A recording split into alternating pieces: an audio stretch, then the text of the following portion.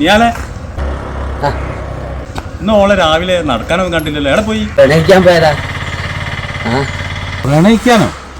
ആടോ, ഇന്ന് വാലന്റൈൻസ് ദിനല്ലേ, അതൊന്നും എനിക്ക് ഓർമ്മല്ല. പ്രണയിച്ച് നടക്കണോ? അല്ല, രാവിലെ തന്നെ പണിക്ക് പോണോ? രാവിലെ തന്നെ പോയാലല്ലേ വൈകുന്നേരമാകുമ്പോ സെറ്റാവും.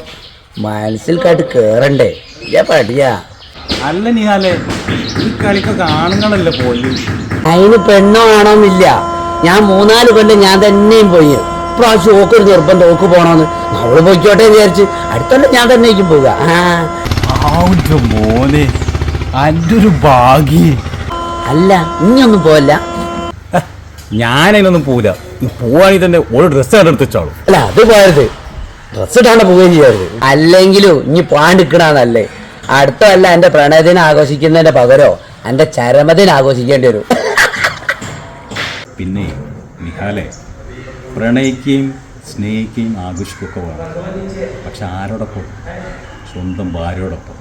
മനസ്സിലായോ?